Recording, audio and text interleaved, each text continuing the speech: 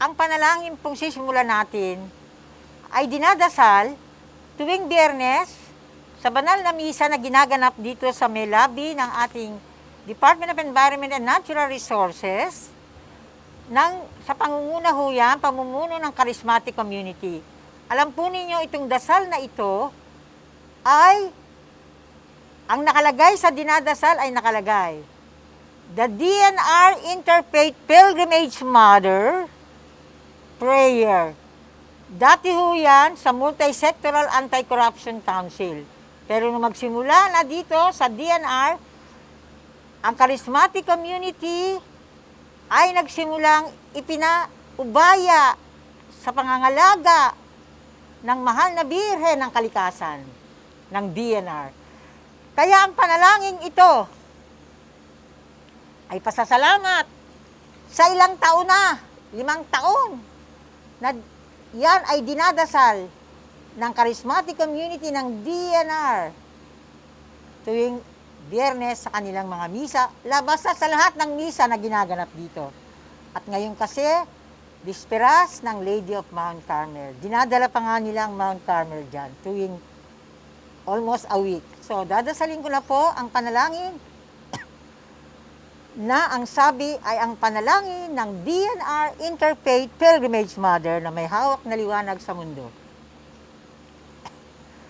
O mahabagin at mapagpalang Diyos, sa mga sandaling ito, iniaalay namin ang aming mga sarili bilang mga pinuno at mamamayan ng bayan.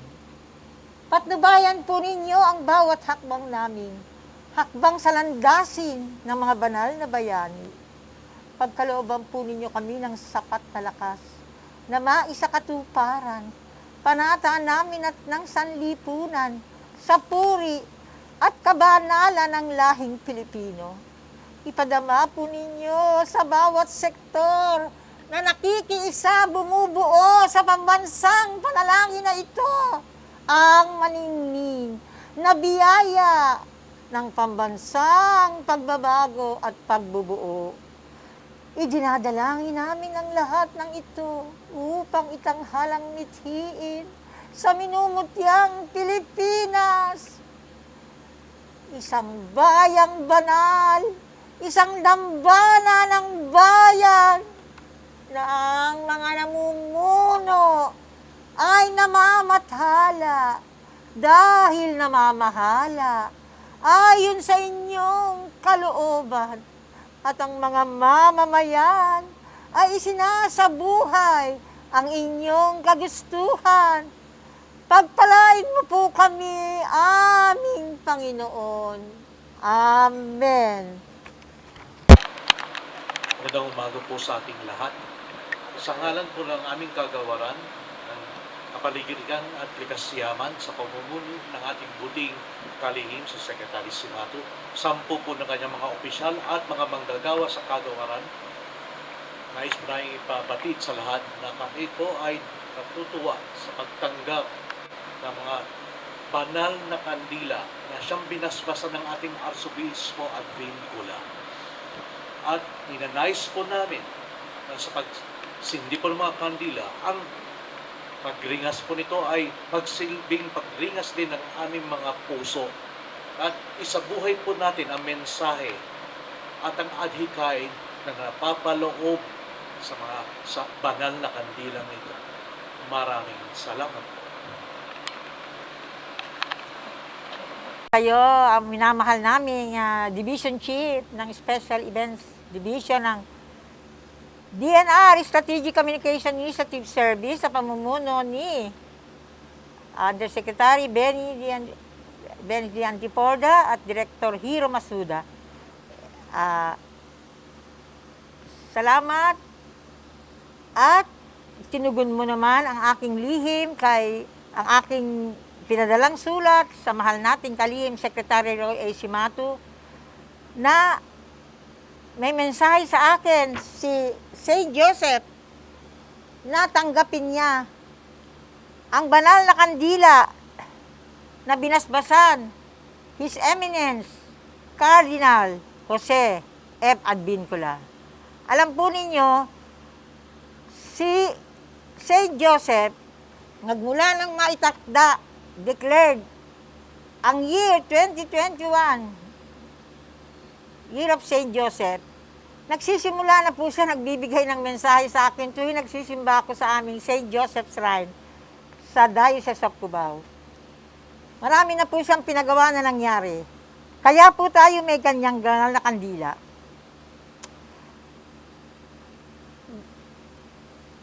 Bago po mag-June 29, yan po ay kapistahan ng Saints Peter and Paul. Sa Roma, ang tawag dyan ay Pope's Day.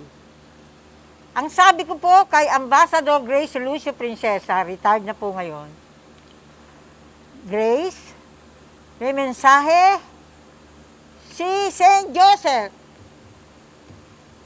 Kailangan daw mabasbasan yung 29 candles na inaalay sa akin ng mga taga Abu Dhabi at Dubai, Knights and Ladies of Rizal noon. Dahil noong July 2018, bilang paghahanda sa 2021 State of the Nation Address ni President Rodrigo Roa Duterte, inialay nila sa akin yung kandila at ang nakikita niyong parang gold doon, medals, sa St. Therese Crown of Grace. Yan po ang korona ng grasya.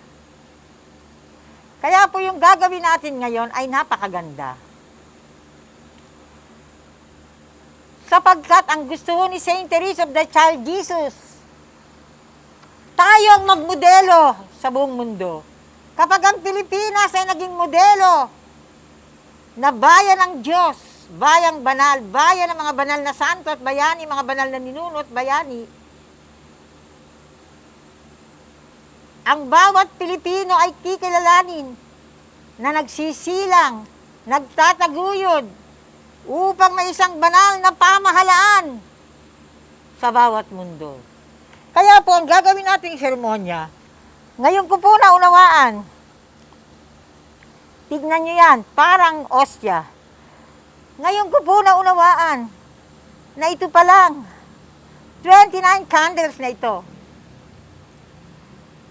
At bakit June 29? Next year, yan ang papapel. Yan ang iaalay sa magiging Pangulo ng Republika ng Pilipinas 2022. Bisperas. Iaalay yan. At kaya napakahalaga, sabi ko nga po kay Sir Raymond Virgino, alam mo, salamat sa inyo.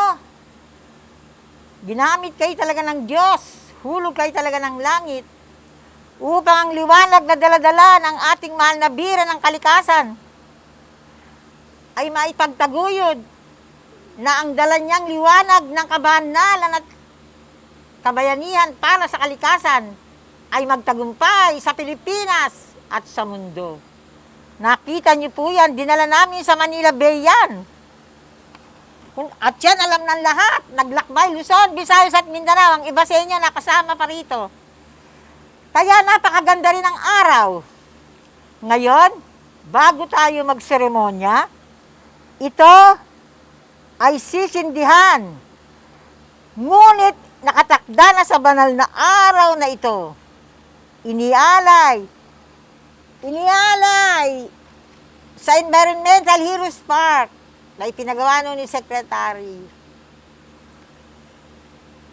kay Nestor Olarte Binluan na siya rin gumawa po ng aming UP Covenant Monument o Dambana ng Bayan.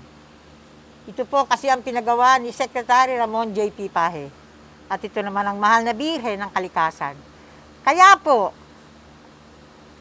nasa balikat, nasa kamay ng bawat Pilipino ang magtataguyod sa banal na liwanag ng kabanalan, kabayanihan para sa kalikasan. Every Filipino has a crown of grace as saint and hero. Pwedeng si Donita Rose ay basahin naman yung Fatima Prayer Marker para malaman nyo kung paano ang intervention, ang patnubay ng mga banal na ninuno, bayani at mga banal, saints and heroes Sige na, Donita, basahin mo. The 2017 Rizal Blumentritt Pamathalaan Academy. Thanksgiving prayer marker to Our Lady of Fatima for the Duterte presidency. O mahal na Birhen ng Fatima, sa araw po ito, araw ng pagkatanghal ng Diyos Ama sa inyo, bilang Birhen ng Fatima, pinasasalamatan po namin kayo sa mga grasya na ipinagkaloob sa aming mga kababayan sa gitna ng krisis at pagtutunggalihan. Mahal na Birhen ng Fatima, ipinangako po ninyo na sa dakong huli ang kaganapan sa pagkatagumpay ng inyong kalinisang puso. Mahal na Birhen ng Fatima, ipinangako po ninyo kay Sor Lucia ang patotoo ng inyong propesiya sa Fatima na hindi mamamatay si Sor Lucia ng Fatima hanggang hindi nagaganap ang patotoo sa propesiya ng Fatima. Ang patotoo sa propesiya ng Fatima ay ang pagkalagay ng banal na lupa sa Malacanang sa takdang araw ng pagbabalik ni Sor Lucia ng Fatima. Sa sinupunan ng mahabagin at mapagpalang pagmamahal ng Amang Diyos na lumikha at anak na tagapagligtas sa sinasiko. Naniniwala po kami sa dakilang patotoo na ito sa sambayan ng Pilipino. Ang pangako po ninyo sa grasya ng pagbabago at pagbuo ay madadama sa pagkatanghal ng Covenant Monument o Dambana ng Bayan sa Universidad ng Pilipinas. Kasama po namin sa paniniwala at paninindigan na ito ang mahal na Birhen ng Rizal Blumentritt Pamathalaan Academy na nangako po sa amin ng pagkalinga at pagtataguyod sa aming Pangulong Rodrigo Duterte upang ang Pilipinas ay itanghal sa buong mundo. Sa patnubay at basbas ng mahal na Birhen ng Rizal Blumentritt Pamathalaan Academy, magaganap ang pagkasapuso, pagsasakatuparan, at pagkataguyod sa propesiya ni Rizal at ng Fatima sa pamatmahala ng mga pinuno, mamamayan at pamayanan ng Pilipinas para sa mundo. Marvin, siya po ang aming cameraman. Panalangin ko po na gabayan niyo po kami sa araw-araw sa lahat ng aming ginagawa at i-guide niyo po kami parati at ilayin niyo po kami sa kapamakan at sa anumang kasamaan. Amen. Salamat, anak. Lowell. Isang panalangin, sige, pag-aalay. We praise and thank you, Mama Mary, sa mga blessings na mga binibigay niyo sa amin sa pang-araw-araw. Sana po iligtas niyo po kami sa anumang kapahamakan at sana rin po bigyan niyo rin kami parati ng inyong mga blessings. Amen. Dexter. Mama Mary, kami po hiningi po sumasamot dalangin po sa inyo na bigyan niyo po ng guidance po ang aming bansa, lalo na ngayong panahon ng pandemya. Bigyan niyo po ng bukas at maliwanag na isip po ang aming mga pinuno para po maitawid po ang buong nasyon po namin sa pandemya ito na ligtas po ang lahat mga Pilipino. Ito po hinihiling po namin sa inyo, samot dalangin ng inyong anak na Jesus. Mama Mary, tulungan niyo po kami magdasal na sana ay ingatan niyo po ang bawat empleyado ng aming ahensya at ilayo niyo po sa kapahamakan na dulot ng COVID-19 pandemic. Palagi niyo pong aalagaan hindi lamang po ang mga tao kundi ang kalikasan para sa kasulukuyang henerasyon at sa kasunod nito.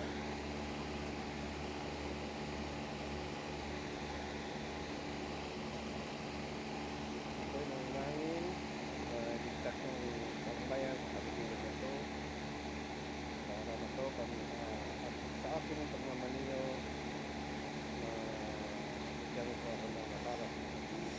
Kami ng matalinis na oras na laywasan namin bawat isa ang disgrasya o makadisgrasya.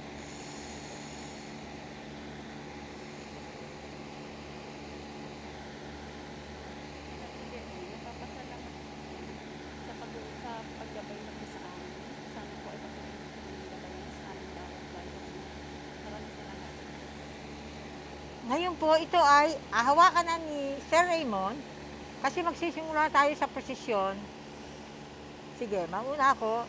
Iikutan natin yan. Yan ang kumakatawan sa buong Pilipinas at sa buong mundo. Kabanalan, kabayanihan, kalikasan. Susunod kayo ha. Prosesyon tayo lahat. Susunod kayo lahat. Iikutan natin ang buo.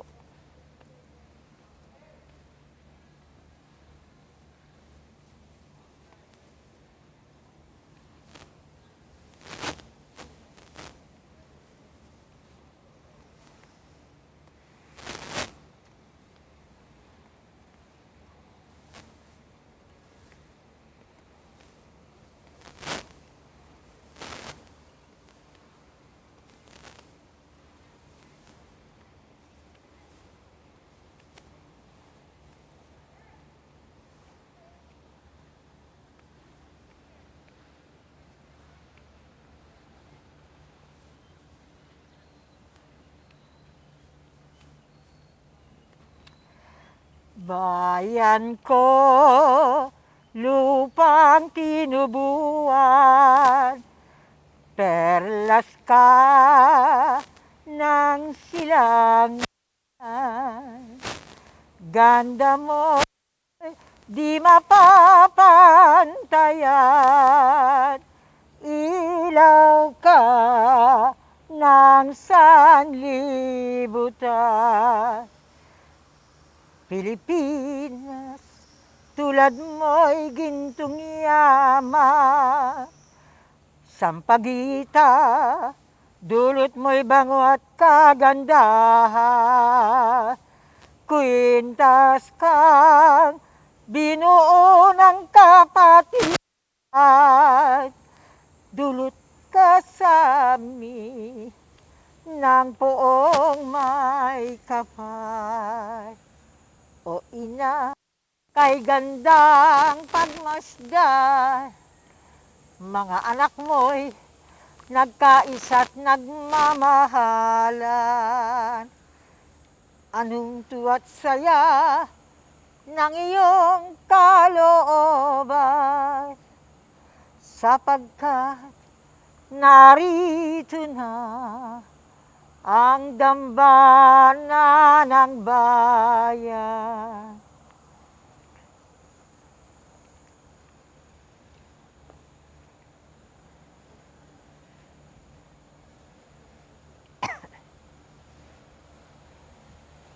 Nakikita niyo po dyan, yan ang Katipunan Eternal Flame na ipinagawa ko sa Department of Tourism, Philippine Tourism Authority, noong 1997 bilang pagunita sa ikasandang taong.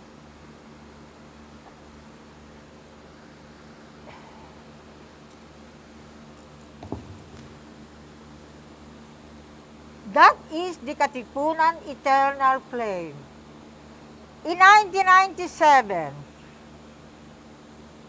to commemorate the death centennial of the Supremo Andres Bonifacio, the first Secretary of the Department of the Interior and Local Government, I requested national artist Napoleon B. Abueva to do this Katipunan Eternal Flame, to be put in the Cueva Katipunan.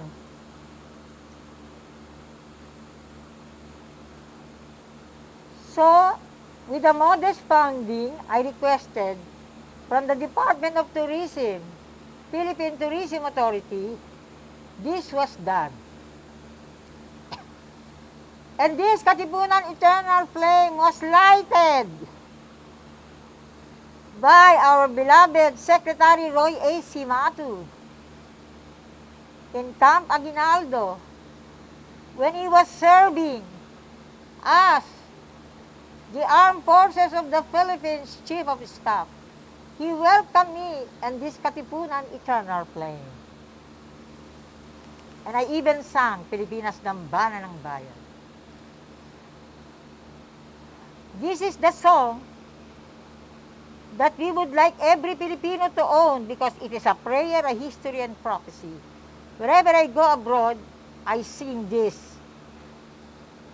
The cover that you see over the Katipunan Eternal Flame came from Mexico when I stayed with the descendants of the Aztecs. According to national artist Napoleon Villabueva, the design of this Katipunan Eternal Flame was inspired by the jar, yung banga, the jar in Calamba, Laguna. So I even call it in one publication, the jar of prophecy. And you found the two, almost the three sides, like shield.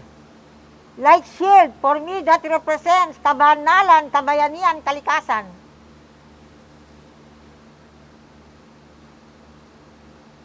The Katipunan Covenant Cave in Rodriguez, Rizal, I discovered through a dream on January 2, 1995, birth anniversary of Saint Teresa of the Child Jesus.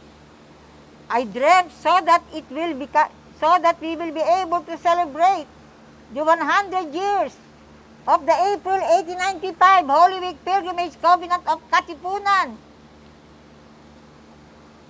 in Rodriguez, Rizal. You see, wherever I go abroad, I say this. I have yet to see a revolutionary movement which started with an April Holy Week Pilgrimage Covenant. Because the Katipunan envisions a sacred prophetic Philippines. And that is also the dream of our beloved Dr. Jose Rizal, with even Dr. Ferdinand Blumentritt. So, mga kapatid ko, mga kababayan kong mga Pilipino sa buong Pilipinas at sa buong mundo, at lalo na yung iba't ibang bansang narating ko, dala-dala ang Saint Teresa's Crown of Grace. For every Filipino to be a crown of grace, a saint and hero. And now the 29 candles, blessed by His Eminence, Cardinal Jose F. Advincula. Take note, Jose. Saint Joseph. Jose. Dr. Jose Rizal is also Jose. He was named after Saint Joseph. When that was blessed, I was with Ambassador Grace Relucio Princesa. He was the instrument of divine intervention to realize that. Kaya mga kapatid, talagang ang araw na ito ay tatakdaan natin. Sa ginanap natin ngayon, hinihiling natin ang mga grasya ng pagbabago at pagbubuo para sa inang Pilipinas sa bawat pinuno, mamamayan at pamayanan. According to Saint Teresa of the Child Jesus, leadership by grace, citizenship by grace. Kaya tandaan ninyo, tayo na humawak sa korona ng grasya, tandaan ninyo, sa inyong mga panalangin, coronavirus, corona ng grasya. Magmula sa araw na ito, titignan natin kung paano magbabago ang pagtutulungan ng sambayanan upang ang Pilipinas ay pupuntahan ng bawat bansa at dito madadama nila ang paggaling nila laban sa COVID-19. Dahil ang bawat Pilipino ay kumakatawan sa korona ng grasya at sa 29 candles, 29 na kandila na binasbasa ng His Eminence Cardinal Jose F. Advincula. At binasbasan ng June 30, panunumpa ng isisilang na banal na Pangulo ng Republika ng Pilipinas sa June 30, 2022 oath-taking. Kaya samahan na natin ang mahal nating Sir Raymond Virgino sa pag-aalay niya dyan. Talagay na kinokoronahan na natin ang katipunan eternal flame para sa pagtatagumpay ng kabanalan, kabayanihan, kalikasan. The triumph of holiness, heroism, honoring creation in the Philippines for the world. Ilagay na po ang corona. At nakita niyo yung mga kandila parang ostya. Pumalakpak tayo at magdiwang! Magdiwang! Magdiwang! Mahal na biren, masaya na kayo. Kayo na naglakbay, iligtas nyo kami sa kung saang panganib, alang-alang sa grasya ng iyong paglalakbay. Dala-dala ang liwanag sa buong Pilipinas para sa mundo. At idinadalangin namin ang bawat bansa. Iniaalay namin ang bawat bansa at lahat ng narating ko. Ngayon pa lang sinasabi ko na sa inyo ang mensahe sa akin ni Santa Teresita del Niño Jesus. Dito ako magwawakas. Samahan niyo ako sa panalangin ito dahil ang gusto ni Santa Teresita del Niño Jesus noong pa mang 1 taon, alam ito ng Embassy of Russia. The Federation of Russia in the Philippines. Alam nila ito. Ang gusto ni Saint Teresa of the Child Jesus, October 1, nasa Russia ako, dala-dala ang corona ng grasya. Last year ko pa isinulat sa kanila yan. Yan ang nais ni Saint Teresa of the Child Jesus. Kaya, mabuhay ang Pilipinas, mabuhay ang Department of Environment and Natural Resources, kasama ang Department of the Interior and Local Government, kasama rin ang Office ni Secretary, Chief Presidential Legal Counsel, Secretary Salvador Panelo, Secretary Delfina Lorenzana ng Department of National Defense. Of course, higit sa lahat, ang pinakamamahal nating kalihim, Roy A. Cimatu. Ang aming mga pundasyon, ang miyembro ng kabinete na nagtatapos sa mga banal na layunin. Ang panalangin natin ngayon sa araw na to, ang 2021 State of the Nation Address with Saints and Heroes. Nababago na ang kasaysayan ng Pilipinas. Philippines Sacred Prophetic History in the Duterte Presidency. Kaya maraming salamat. Dumagundong ang tagumpay ng Pilipinas para sa mundo. Ito yung ng aking magaling na Division Chief eh. Sige, ikaw dyan. Maraming salamat po sa mga dumadating ngayong araw na ito. Kami po'y nalulugod po. Hindi ako ni Sir Raymond. Kami po'y nalulugod po na kayo po'y nakadalo at masaksihan po natin ang espesyal at banal na event. Muli po, maraming salamat po.